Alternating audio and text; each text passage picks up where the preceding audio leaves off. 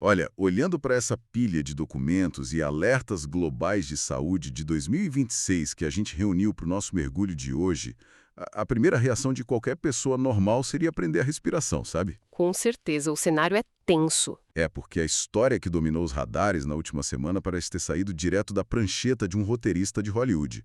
A gente tem um surto misterioso a bordo de um navio de cruzeiro, o MV Hondius, completamente isolado no meio do Oceano Atlântico. E os relatórios descrevem pessoas adoecendo com uma rapidez assustadora, né? Exatamente. Evacuações médicas de emergência sendo coordenadas no meio da madrugada em alto mar e, tragicamente, 3 mortes confirmadas.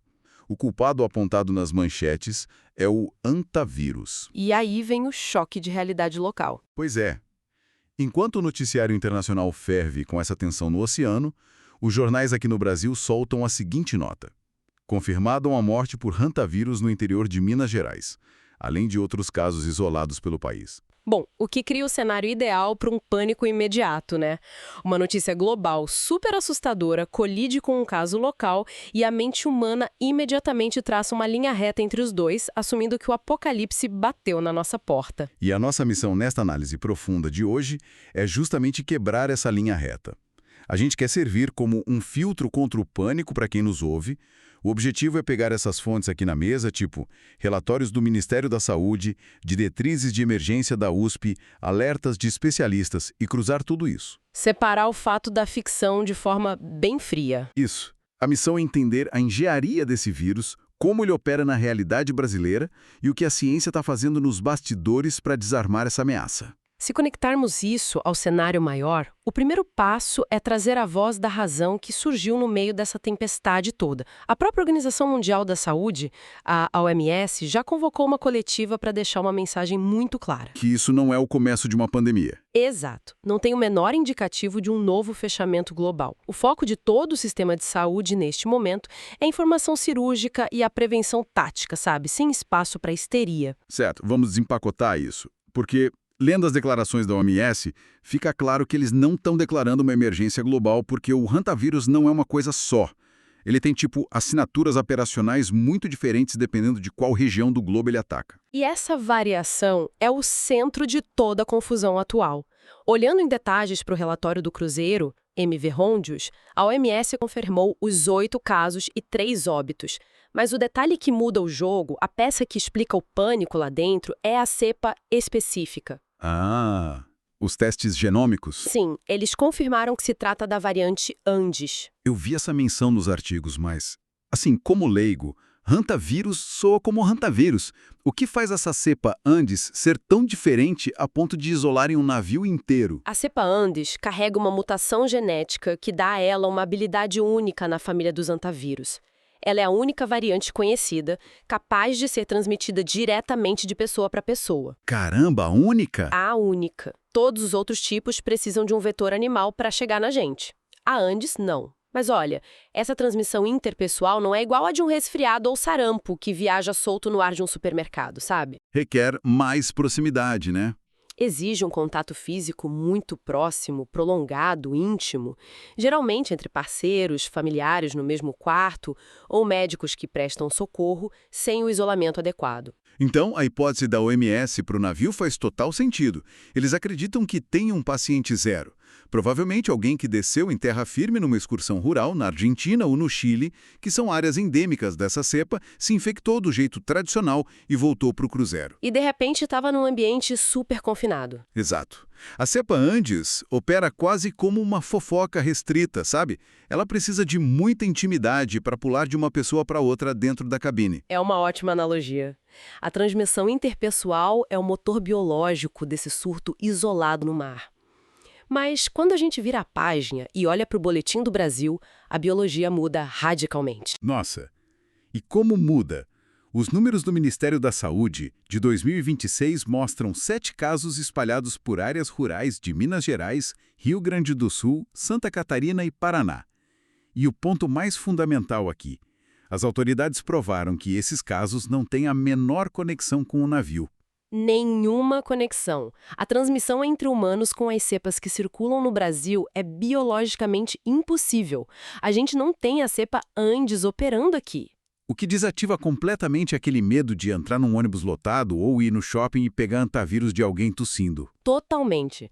Para a infecção acontecer no Brasil, a mecânica exige uma ação direta da vítima em relação ao ambiente. Usando aquela ideia da fofoca para cepa Andes, o vírus no Brasil seria como uma armadilha escondida na floresta, né?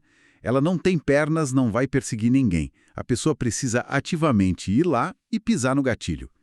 Mas aí surge um atrito gigantesco nos dados que me deixou confuso. Qual parte?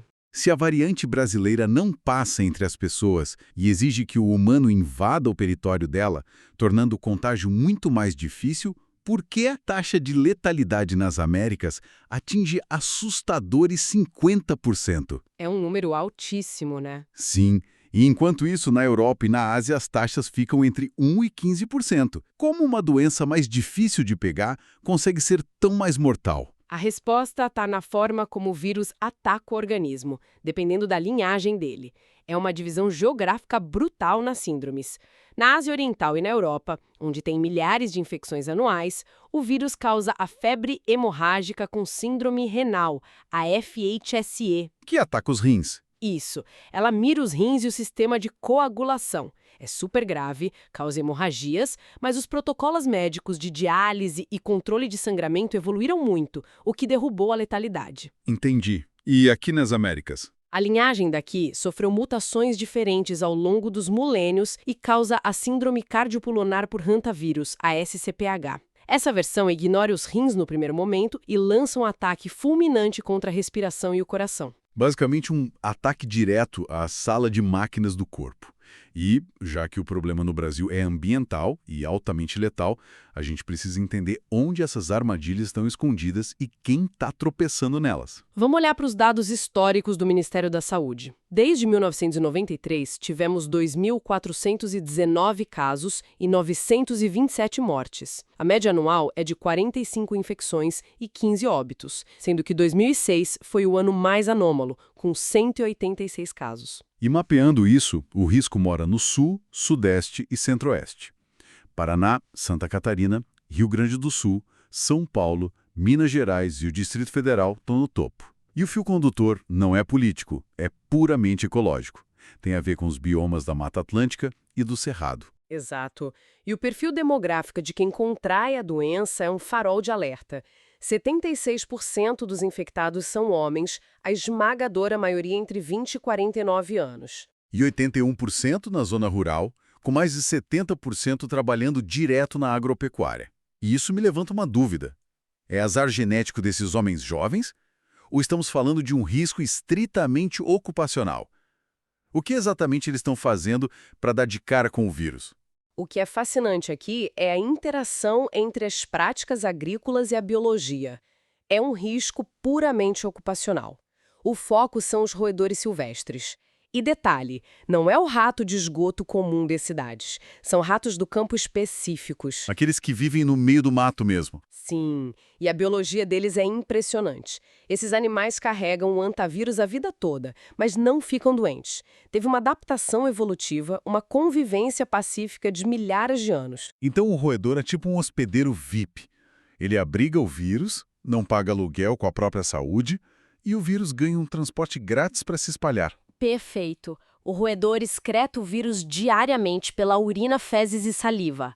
A tragédia começa quando a gente invade esse habitat para trabalhar.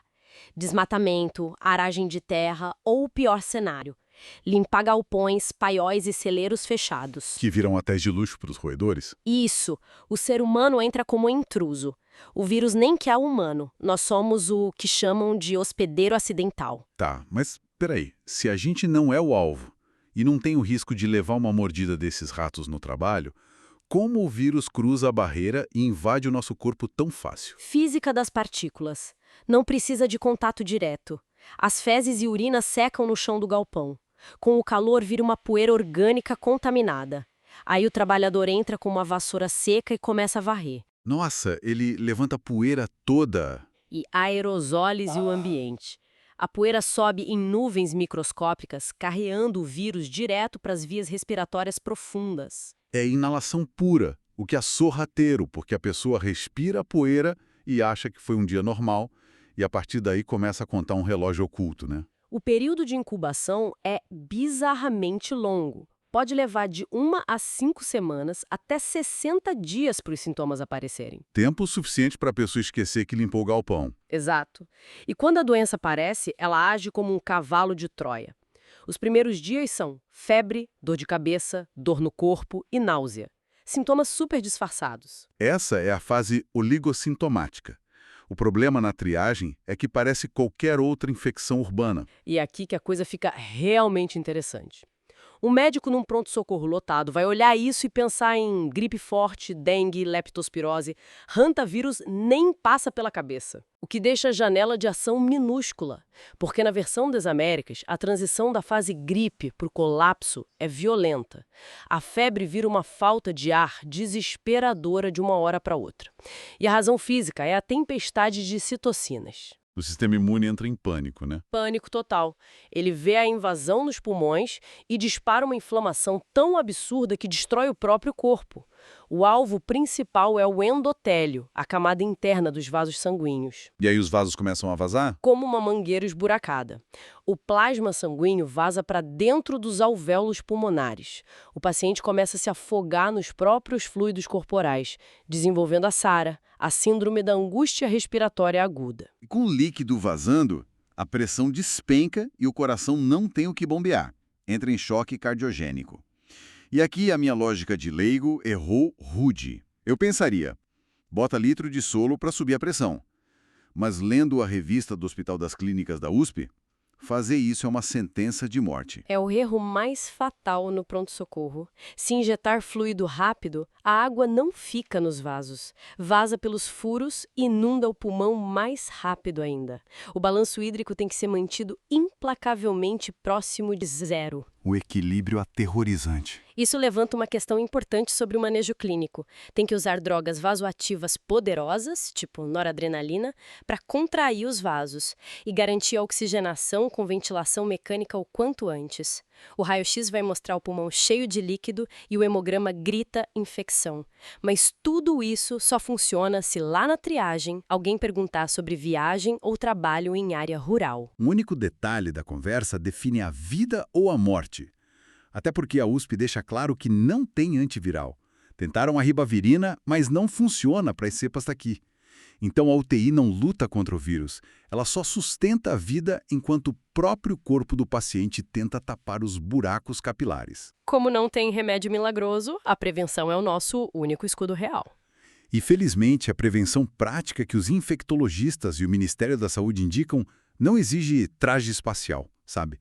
Ao chegar num chalé ou galpão fechado, a regra de ouro é nunca, jamais varrer a seco ou passar aspirador. É a diretriz mais urgente de todas. A gente comparou o vírus a uma armadilha, né? Varrer a seco num galpão fechado é puxar o pino de uma granada microscópica de propósito.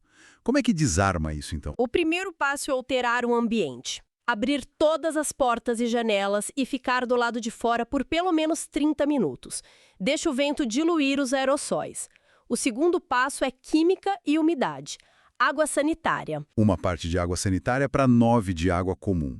E o segredo não é só matar o vírus, é borrifar isso no chão para molhar a poeira. Porque poeira molhada não sobe. Física básica. E sempre usar luvas e máscaras. Para os trabalhadores rurais que limpam grandes silos, aí tem que usar o respirador PFF3. Bom, enquanto a gente se defende com vassoura molhada, a ciência trabalha em soluções pesadas. E a Moderna já está criando uma vacina de mRNA contra o hantavírus junto com o Exército dos Estados Unidos e universidades da Coreia. A pesquisa começou até antes desse surto no Cruzeiro. É uma movimentação super interessante no setor farmacêutico. Mas olha, eu olhei para isso e pensei, o Brasil tem 45 casos por ano. No mundo inteiro são umas dezenas de milhares, mas na Ásia. Por que uma gigante como a Moderna está gastando milhões numa vacina que não vai vender tanto assim? O que é fascinante aqui é que a resposta vai além da planilha de lucros. Esse projeto atende aos alertas da OMS para preparar o mundo para as próximas emergências. E a chave é a tecnologia de mRNA. A mesma que salvou a gente há pouco tempo, né? Exatamente. Em vez de cultivar o vírus físico em laboratório por meses, o mRNA usa o código genético digitalizado para ensinar nossas células a produzirem um fragmento inofensivo da proteína viral. Isso cria imunizantes absurdamente mais rápido. O que faz um sentido global absurdo. Se amanhã o ampavírus sofrer uma mutação e combinar a letalidade de 50% das Américas com a transmissão interpessoal, A gente enfrentaria a doença X, e essa pesquisa garante que a ciência não vai começar do zero se isso acontecer. Corta meses de burocracia que salvariam milhões de vidas. então o que tudo isso significa? Nossa exploração de hoje começou no pânico de um navio e nos casos do Brasil. A gente desempacotou que a cepa do cruzeiro pula entre humanos, mas a nossa precisa que a pessoa perturbe o ambiente do vírus. Vimos a tempestade de citocinas, por que não se usa soro e como limpar um galpão rural com segurança. É o conhecimento prático transformando o medo em precaução útil. Quem acompanha a gente agora sabe exatamente como abrir uma casa de campo sem correr risco de vida. Exato. E para fechar, tem um pensamento provocativo nos relatórios do Ministério da Saúde. Eles apontam o desmatamento e a expansão para áreas rurais como fatores de aumento de casos. O paradoxo do nosso desenvolvimento é que quanto mais a civilização avança e desmata, mais a gente se muda para a sala de estar desses vírus silvestres. Será que não estamos, ironicamente, construindo a infraestrutura para nossa próxima grande ameaça sanitária ao ignorar os limites da natureza? Fica aí para quem nos ouve refletir. Foi sensacional conduzir essa exploração profunda com essas fontes hoje. Sempre um prazer desvendar a ciência junto. Até a nossa próxima exploração de dados, pessoal!